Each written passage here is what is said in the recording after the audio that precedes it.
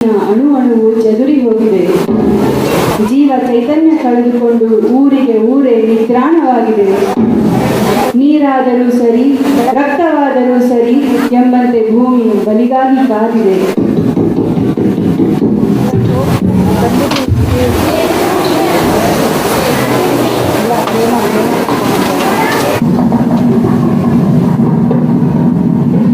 ಅಯ್ಯೋ ಶಿವ,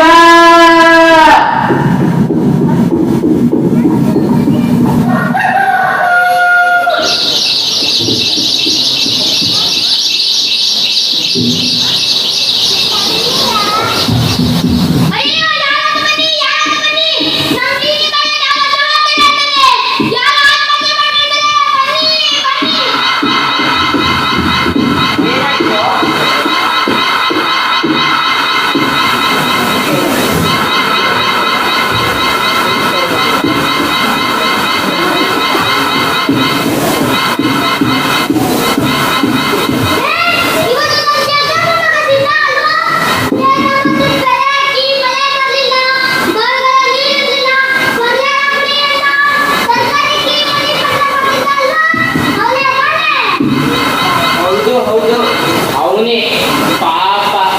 ಅವನು ತಾನೇ ಏನ್ ಮಾಡ್ತಾನೆ? ಮನೆಯಲ್ಲಿ ಬಡತನ, ಬಾವಿಗಳಲ್ಲಿ ನೀರಿಲ್ಲ, ಬರಡ ಕೂತಿರೋ ಭೂಮಿ ಕೊಟ್ಟಷ್ಟು ನೀರು ಕುಡಿಯುತ್ತೆ. ಈ ಭೂಮಿ ತಾಯಿ ನೀರಿನ ದಾಹನ ಯಾರ ಕೈಲೂ ನೀಗ್ಸಕ್ಕಾಗಲ್ಲ.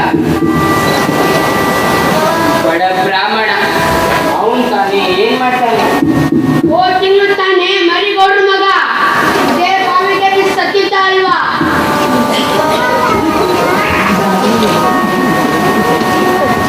ತಿಂಗಳಿಗೆ ಒಂದೊಂದು ಸಾವಂದ್ರೆ ನಮ್ಮ ಮಳಿಗೆ ಕೈಗಾಲ ಬಂದಿದಂತಾನೆ ಅರ್ಥ.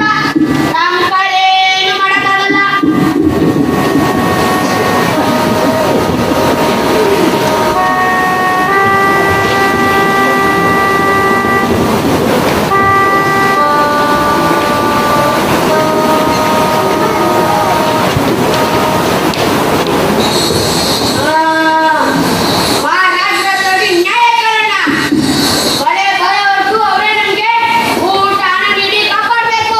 ಹೌದು ಹೌದು, ಮಹಾರಾಜರೇ ನಮ್ಮನ್ನು ಕಾಪಾಡಬೇಕು. ನಡಿ, ನಾಳೆ ಬೆಳಿಗ್ಗೆ ನಾವೆಲ್ಲರೂ ಮಹಾರಾಜನ ಆಸ್ಥಾನಕ್ಕೆ ಹೋಗೋಣ. ನಮ್ಮ ಮನ್ವಿ ಕೇಳಿದ್ರೆ ಅಲ್ಲೇ ಧರಣಿ ಮಾಡೋಣ. ಅಲ್ಲೇ ಧರಣಿ ಮಾಡೋಣ. ಅಯ್ಯೋ ಶಿವೇ, ಇದೇನಿದು? ಊರಿನ ಗಂಡಸರೆಲ್ಲ ಬಾವಿ ನಿಂತ್ಕೊಂಡಿದ್ದಾರೆ. ಏನಾಯ್ತು? ನಂಜಮ್ಮ, ನಮ್ಮ ಚಂದ್ರಪುರ ಮಗ ಸಿದ್ದ ಈ ಸೀನಿ ಬಾರಿದ್ದ. ನಿನ್ನೆ ಮೊನ್ನೆವರೆಗೂ ಚೆನ್ನಾಗೇ ಇದ್ದ. ಅದ್ ಯಾಕೆ ಹಿಂಗ್ ಮಾಡ್ಕೊಂಡು ನೋಯ್ ಪೆದ್ದ.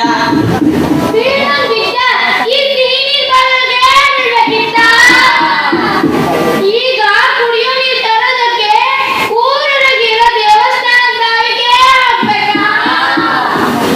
ಅಯ್ಯೋ ಅಣ್ಣಮ್ಮ, ಅವನು ನಾಲ್ಕೈದು ಕೆರೆಯ ಬಾವಿಗೆ ಹುಡುಕಿ ಕೊನೆಗೆ ಇಲ್ಲಿ ಬಂದು ಅಪರಾಧಿನ ಮಾಡಿದ್ದಾನೆ.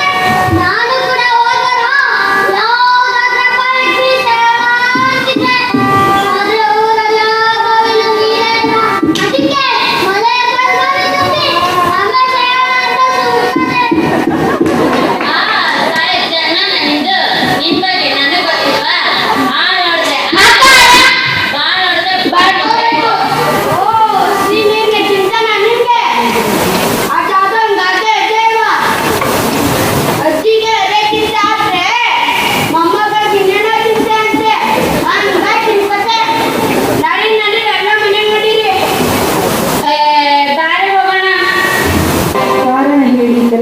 ತಪ್ಪಿಸಿಕೊಂಡು ಶಕ್ತಿ ಸಾಮರ್ಥ್ಯಗಳನ್ನು ಭದ್ರವಾಗಿ ಮುಚ್ಚಿಟ್ಟು ಕರುಣೆ ಅಸಹಾಯಕತೆಯ ಮುಖವಾಡ ಕೊಟ್ಟು ಅವರಿವರ ಅಂಗಲಾಚುವ ಹೇಡಿಗಳಿವರು ನಮ್ಮ ಹಳ್ಳಿಗಳಿವರು.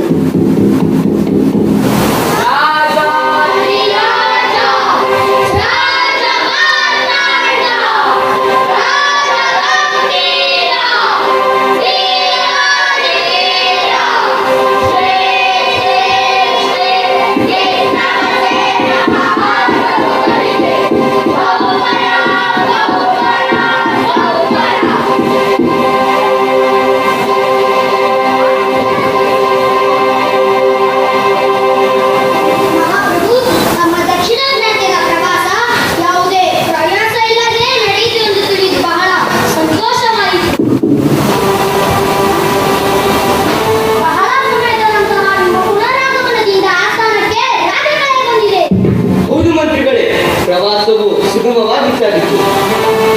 ಅಂತ ಹಾಗೆ ರಾಜ್ಯದೆಲ್ಲವೂ ಕ್ಷೇಮ ಅಲ್ಲವೇ? ಇಲ್ಲಿಯ ಕ್ಷೇಮ ಮಹಾಪ್ರಭು ಬರೀ ಕ್ಷಾಮ, ಮಳೆ ಇಲ್ಲದೆ ಬೆಳೆ ನಾಶವಾಗಿ ರೈತರು ತಿಂಗಳಿಗೊಬ್ಬರಂತೆ ಆತ್ಮಹತ್ಯೆ ಮಾಡಿಕೊಳ್ಳುತ್ತಿದ್ದಾರೆ. ಎಂತ ದುರಂತ! ಹೌದು ಮಹಾಪ್ರಭು, ನಿನ್ನೆ ತಾನೇ ಊರಿನ ಸಿಹಿ ನೀರಿನ ಬಾವಿಗೆ ಬಿದ್ದು ಒಬ್ಬ ಯುವಕ ಆತ್ಮಹತ್ಯೆ ಮಾಡಿಕೊಂಡಿದ್ದಾನೆ. ರಾಜ್ಯದ ಜನರು ಏನು ಮಾಡುವುದೇ ತಿಳಿಯದೆ ಕಂಗಾಲಾಗಿದ್ದಾರೆ. ಕೆಲ ಜನರು ಸಮಸ್ಯೆಗಳಿಗೆ ಹೆದರಿ ಹೊರಕ್ಕೆ ಹೋಗಲು ತಯಾರಿ ನಡೆಸುತ್ತಿದ್ದಾರೆ. ನನ್ನ ಪ್ರಕಾರ ರಾಜ್ಯದ ಪ್ರಕಾರ ಕೆಟ್ಟಿದೆ. ಬಾವಿ ಎಂದರೆ ಸೂರ್ಯನ ಪ್ರತೀಕ, ಯುವಕ ಎಂದರೆ ಚಂದ್ರನಿದ್ದಂತೆ. ಬಾವಿಯೊಳಗೆ ಯುವಕನ ಪ್ರವೇಶವೆಂದರೆ ಸೂರ್ಯನ ಮೇಲೆ ಚಂದ್ರಗ್ರಹಣ. ಹಾಗಾದರೆ ಇದು ಖಂಡಿತವಾಗಿಯೂ ಸೂರ್ಯಗ್ರಹಣದ ಪ್ರಭಾವ. ನೋಡ್ತಾ ಇರಿ, ಸ್ವಲ್ಪ ದಿನದಲ್ಲೇ ಊರು ನಾಶವಾಗಿ ಹೋಗುತ್ತದೆ.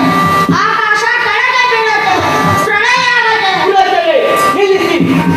ಏನೇ ಸಮಾಜ ಮಾತುಗಳು!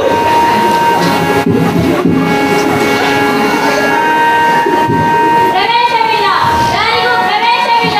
ನಾವು ರಾಜನನ್ನು ಕಾಣಬೇಕು. ಬಿಡಿ, ನಮ್ಮನ್ನು ಒಳಗೆ ಬಿಡಿ. ರಾಜ್ಯದ ಬಗ್ಗೆ ಸಮಾಲೋಚನೆ ನಡೆಸುತ್ತಿದ್ದಾರೆ. ಯಾರಿಗೂ ಪ್ರವೇಶವಿಲ್ಲ. ನಾವು ರಾಜನನ್ನು ಕಾಣಲೇಬೇಕು. ನಮ್ಮನ್ನು ಒಳಗೆ ಬಿಡಿ. ಮಹಾಪ್ರಭು, ಮಹಾಪ್ರಭು. ಪುರೋಹಿತರೇ, ಯಾರಲ್ಲಿ ಒಳಗಡೆ ಕಳಿಸಿದವರನ್ನು? ಅವರೇ ಮಹಾಪ್ರಭು.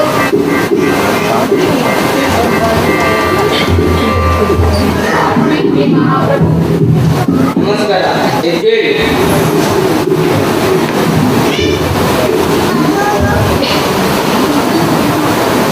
ನಮಸ್ಕಾರ ಮಹಾಪ್ರಭು. ನೀವು ಬಂದಿರೋ ವಿಷಯ? ನಮ್ಮನ್ನು ನೀವೇ ಕಾಪಾಡಿ ಬುದ್ಧಿ. ನಮ್ಮ ಮುಂದೆ ತೇರ್ಗಲ್ಲ ಬಂದಿದೆ. ಯಾವುದೋ ಶಕ್ತಿ ತಿಂಗಳಿಗೆ ಒಬ್ಬರಂತೆ ಹಳ್ಳಿಯವನ್ನ ತಿಂದು ಹಾಕ್ತಾ ಇದೆ. ಇನ್ನು ಹೀಗೆ ಆದ್ರೆ ಕೆಲವೇ ದಿನಗಳಲ್ಲಿ ಊರಿಗೆ ಊರೇ ನಾಶವಾಗಿ ಹೋಗುತ್ತೆ ಮಹಾಪ್ರಭು. ರಾಜ್ಯದಲ್ಲಿ ಜನರೇ ಇಲ್ಲದ ಮೇಲೆ ನೀವ್ ತಾನೇ ಏನ್ ರಾಜ್ಯಭಾರ ಮಾಡ್ತೀರಾ ಬುದ್ಧಿ? ಊಟ ಬಂದ ನೀರಿನ ಸಮಸ್ಯೆಗೆ ನೀವೇ ಪರಿಹಾರ ಹುಡುಕಬೇಕು ಬುದ್ಧಿ. ಮಳೆಯ ಕಾಲ ಬರೋವರೆಗೂ ನಮ್ಮ ನೀವೇ ಕಾಪಾಡಬೇಕು. ಏ, ಎಲ್ಲ ಹೋಗಿ. ಮಹಾಪ್ರಭು, ತಿನ್ಲಿಕ್ಕೆ ಅನ್ನ ಕೊಡಿ, ಅಥವಾ ಗಂಜಿಯಾದ್ರೂ ಕೊಡಿ. ಮಲ್ಗೋಕೆ ಹಾಸಿಗೆ ಕೊಡಿ, ಅಥವಾ ಚಾಪೆಯಾದ್ರೂ ಕೊಡಿ. ಒಟ್ನಲ್ಲಿ ನಮ್ಮ ನೀವೇ ಕಾಪಾಡಿ. ನಾವು ನೀವೇ ಕಾಪಾಡಿ. ನಮ್ಮ ರಾಜ್ಯದ ಜನ ಎಷ್ಟು ದುರ್ಬಲರಾಗಿದ್ದಾರೆ ಎಂದು ತಿಳಿದು ಬಹಳ ಸಂಕಟವಾಗುತ್ತಿದೆ.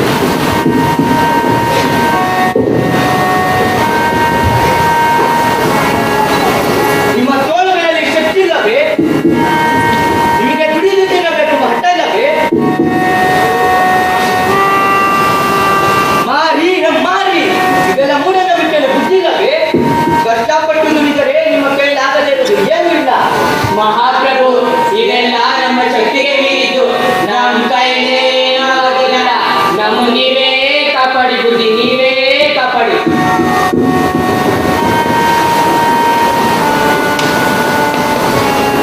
ಮಂತ್ರಿಗಳೇ, ಅಪ್ಪಣೆ ಮಹಾಪ್ರಭು. ಸರಿ ಮಹಾಪ್ರಭು.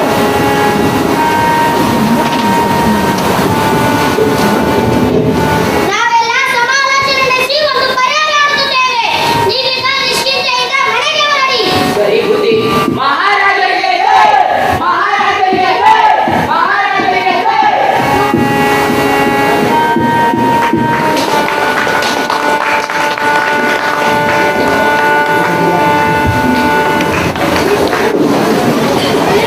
ಸಂವತ್ಸರ ಹೊಸ ವಸಂತ ಬಂದಂತೆ, ಮಲಗಿ ನಿದ್ರಿಸುವವರ ಬಡಿದೆಬ್ಬಿಸುವಂತೆ, ಆಲಸ್ಯ ಮೌಢ್ಯಗಳನ್ನು ಹೊಡೆದು ಓಡಿಸುವಂತೆ ಹೊಸ ಚೈತನ್ಯವೊಂದು ಬರುತ್ತಿದೆ, ಹೊಸ ಶಕ್ತಿಯೊಂದು ಬರುತ್ತಿದೆ.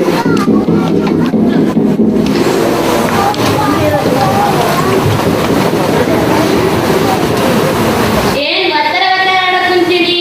ಬೇರೆ ಕ್ಯಾಮೆ ಇಲ್ಲ. ಗೌರಿ,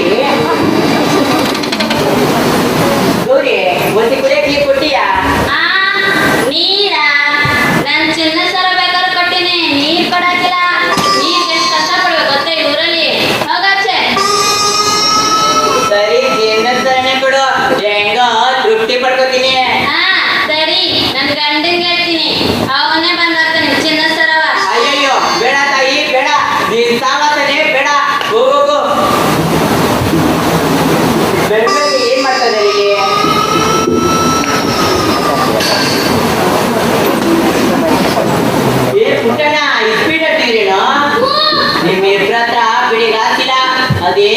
ಇರೋ ಸೋತ್ರೆ ಏನ್ ಕೊಡ್ತೀಯ ದೊಡ್ಡಣ್ಣಿಗೆ? ನಾನ್ ಸೋತ್ರೆ ಈ ಪಂಚಾಯತ್ ಬರ್ಕೊಡ್ತೀನಿ. ನಾನೇ ಸೋತ್ರೆ ಇವ್ರೇ ಬರ್ಕೊಡ್ತೀನಿ. ಆಹಾ, ನಿಮ್ ತಾತನ ಮನೆ ಆಸ್ತಿ ಊರ್ ಬರ್ಕೊಡ್ತಾನಂತೆ.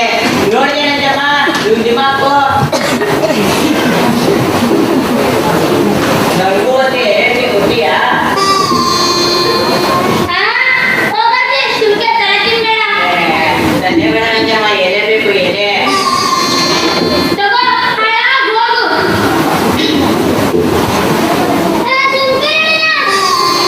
ಏ ಭೀಮಣ್ಣ, ಒಂದು ಸುದ್ದಿ ಹೋದ್ರೆ ಹೇಳೋಣ. ನಾವು ಊರಲ್ಲಿ ಏನೇನಾಯ್ತು ಅಂತ ಅವಶ್ಯ ತಿಳ್ಕೊತೀವಿ. ಹಾ, ಮೊದ್ಲಿಗೆ ರಾಜ್ಯದಲ್ಲಿ ಭೀಕರ ಬರ, ನೀರ್ ದೋಸೆಗೂ ನೀರಿಲ್ಲ. ನೀರ್ ದೋಸೆಲು ನೀರಿಲ್ಲ ಅಂದ್ರೆ ದೋಸೆ ಗಟ್ಟಿಯಾಗಿ ಗಂಟ್ಲಲ್ಲಿ ತಕೊಂಡು ಅಂತ ಅಂದು ಸತ್ತೋಗಲ್ವೇ? ನೆಕ್ಸ್ಟ್ ನೀನು ಅಂದ್ರೆ ಹಾಕ್ಬಿಡ್ಬೇಕು ಬಿಡು. ಹಾಲೇ ಬಿಟ್ಟೆ ದೊಡ್ಡಣ್ಣ. ಅಸಹ್ಯದಿಂದ ಅಕ್ಕ ಹೆಂಗಾಯ್ ಕೊಡುತ್ತೆ? ಇನ್ನೊಂದು ತಿಳ್ಕೊಳ್ಳ. ಹಾ, ಹುಲ್ಲೇನ್ ಬೆಳಿಗ್ಗೆ ಬೆಳಗ್ಗೆ ಏನ್ ಬೇಕು? ನೀರ್ ಬೇಕು ಬಡತದೆ. ಎಲ್ಲಿಗೆ ನೀರು? ನೀರೇ ಸಿಗ್ತಾ ಇಲ್ಲ. ಹಾಲು ಕೊಡ್ತೇನಂತ ಹಾಲು. ಹೋಗು ನಿನ್ ಚಾನಲ್ ನೋಡ್ಕೊ ಹೋಗು. ಭೀಮಣ್ಣ ನೀನ್ ಮುಂದುವರ್ಸು.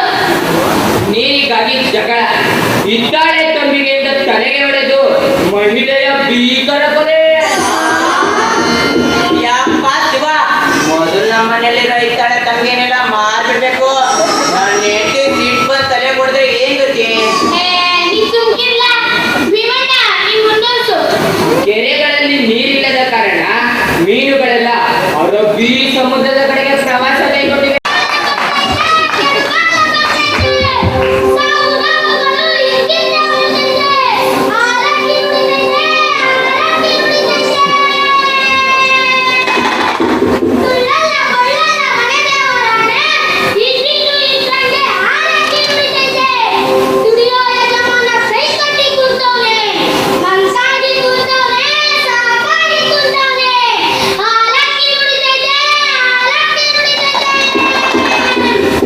ಕುಣಿದಾರು ಮಹಾತಾಯಿ ನಿಮ್ಮೂರ ಗ್ರಾಮ ದೇವತೆ ಬಲಿಗಾಗಿ ಕಾಲವಳ ಕನಕತನೆ ಕುಣಿದವಳೆ ನನ್ನಾಣ ನಿನ್ನಾಣ ಶಿವನಾಣ ಉಳಿದವಳೆ ಆಲಕ್ಕಿ ನುಡಿತೈತೆ ಆಲಕ್ಕಿ ನುಡಿತೈತೆ ಬರಗಾಲ ಬಂದೈತೆ ಸುರಿಗಾಲ ಬಂದೈತೆ ಕೂಗಾಡೋಕೆ ಸಂದೇಶ ಬಂದೈತೆ ಕೆಟ್ಟಿಗ ಬಂದು ಹೊಸನಾಡು ಕಾದಿರೈತೆ ಆಲಕ್ಕಿ ನುಡಿತೈತೆ ಆಲಕ್ಕಿ ನುಡಿತೈತೆ.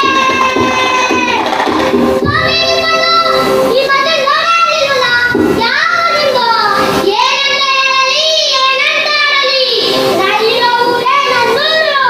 ಇವತ್ತು ಇಲ್ಲಿ ನಾಳೆ ಅವನಲ್ಲಿ ಪರಮಾತ್ಮ ಆಡಿಸ್ದಂಗೆ ಆಡ್ತೀನಿ. ಅವನು ಹೇಳಿದ್ದನ್ನು ಬಂದು ನಿಮಗೆ ಹೇಳ್ತೀನಿ. ಈ ಊರ್ನ ಉದ್ಧಾರ ಮಾಡ್ತೀನಿ. ನಾವು ಇದೇ ಉಪಕಾರರು. ನಾವು ಬೇರೆ ಏನೂ ಮಾಡೋಕ್ಕಾಗಿಲ್ಲ. ನೀವೇ ಹೇಳಿದ್ದೀರ. ಅದೇ ಮಾಡ್ತೀರ ನೋಡೋಣ.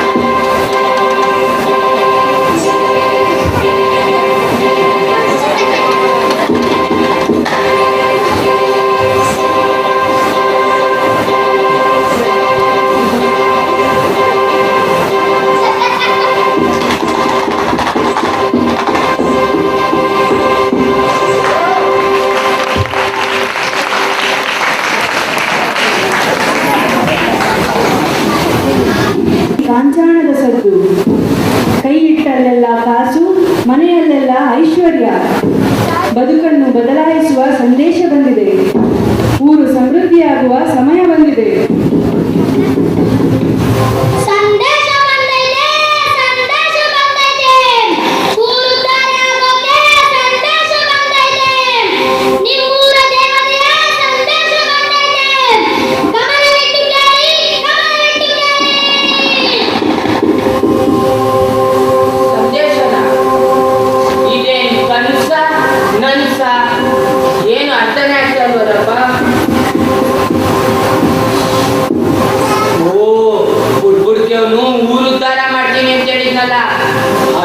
ಸಂದೇಶ ಅನ್ಸುತ್ತೆ. ಭಕ್ತ, ಬಡತನದಿಂದ ಬರಡಾಗಿರೋ ನಿನ್ನ ಬಾಳು ಬಂಗಾರವಾಗುತ್ತದೆ. ಕೊಪ್ಪರೆಗೆಯಲ್ಲಿ ಕೂಡಿಟ್ಟ ಹಣ ನಿನ್ನದಾಗುವ ಕಾಲ ಬಂದಿದೆ. ವಜ್ರ, ವೈಡೂರ್ಯ, ನಗನಾಣ್ಯಗಳು ತುಂಬಿರುವ ಕೊಪ್ಪರಿಗೆ ನಿನ್ನ ಪಾಲಿಗೆ ಸಿಗುತ್ತದೆ. ಮನೆಯಲ್ಲಿ ಐಶ್ವರ್ಯ ತುಂಬಿ ತುಳುಕುತ್ತದೆ. ನಿಧಿನ ವಜ್ರ ವೈಡೂರ್ಯನ ಎಲ್ಲಿದೆ ಎಲ್ಲಿದೆ ನಿಧಿ ಎಲ್ಲಿದೆ? ಊರ ಸ್ಮಶಾನವನ್ನು ದಾಟಿ, ತೇರು ಬೀದಿಯ ಗದ್ದೆಯನ್ನು ದಾಟಿ 10 ಹೆಜ್ಜೆ ಬಲಗಡೆ ನಡೆದರೆ ಅಲ್ಲೇ ಇದೆ ನಿನ್ನ ಕನಸಿನ ಕೊಪ್ಪರಿಗೆ. ಹೌದಾ ಹೌದಾ, ಈಗಲೇ ಹೋಗ್ತೀನಿ ಈಗಲೇ ಹೋಗ್ತೀನಿ. ಆದರೆ 3 ಷರತ್ತು ಪಾಲಿಸಿದರೆ ಮಾತ್ರ ನಿಧಿ ನಿನ್ನದು, ಇಲ್ಲವಾದರೆ ಕೇವಲ ಮಣ್ಣು ತುಂಬಿದ ಕೊಪ್ಪರಿಗೆ ಸಿಗುವುದು. ಹೇಳಿ ದೇವಿ ಹೇಳಿ. ನಿಧಿಯ ವಿಷಯ ಯಾರಿಗೂ ಹೇಳಬಾರದು. ಬೆಳಕು ಅರಿಯುವ ಮುಂಚೆ ಮನೆ ಸೇರಬೇಕು. ಕನಸು ಬಿದ್ದ ದಿನ ಮಾತ್ರ ಭೂಮಿಯ ಗೇಲು ಹೋಗಬೇಕು. ಅಪ್ಪಣೆ ದೇವಿ ಅಪ್ಪಣೆ.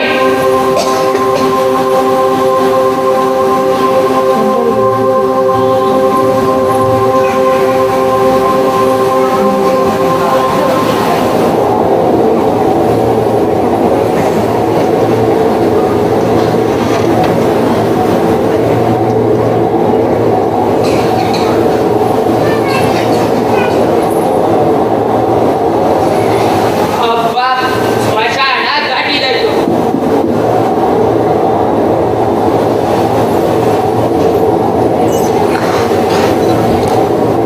ತೇರು ಬೀದಿ ಗದ್ದೆಯನ್ನು ದಾಟಿದಾಯ್ತು. ಇನ್ನೇನತ್ತಿದ್ದೆ?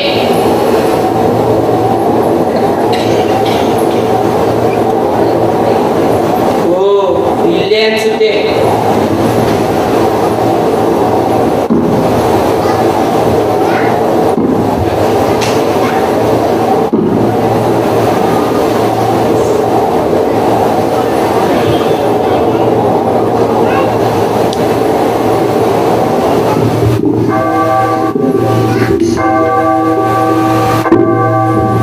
ಅಯ್ಯೋ, ಬೆಳಗಾಗ್ತಾ ಇದೆ.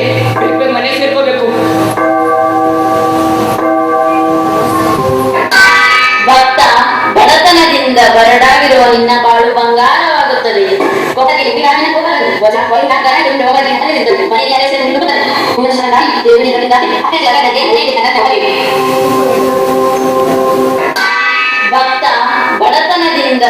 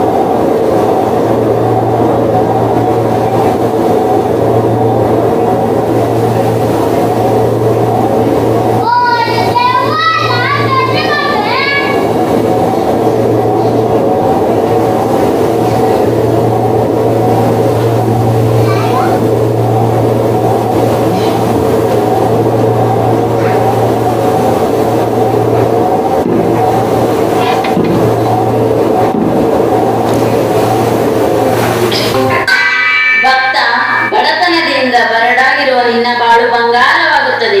ಕೊಪ್ಪರಿಗೆ ಗಿಡಾಮಿನ ಕೊಪ್ಪರು, ವಜ್ರ ವೈಢೂರ್ಯ ತುಂಬಿರುವ ರೋಗದಿಂದ ನಿಂತದ್ದು. ಮನೆಯಲ್ಲಿ ಅರಸರು ನಿಲ್ಲುತ್ತದೆ. ಪುನಶ್ಚರಣಾಗಿ ದೇವರಿಗೆ ದಾಟಿ 10 ಜಗತ್ತಿಗೆ ಅನೇಕ ತನ್ನ ಕೊಪ್ಪರಿಗೆ. ಅದಕ್ಕೂ ಪಾಸ್ತೆ ಮಾತಂದಿದ್ದು ಇದಾಗತ್ತೆ. ಮಣ್ಣು ಕೊಪ್ಪರಿಗೂ ನೀವೇ ಕನಸು ಬಿದ್ದ ದಿನ ಮಾತ್ರ ಭೂಮಿಯ ಗೇಲು ಹೋಗಬೇಕು. ನಿಧಿ ಸಿಕ್ಕಿದ್ರೆ ಗುಡಿಸ್ಲಿ ಬಿಡಿಸಿ ಹೊಸ ಮನೆ ಕಟ್ತೀನಿ.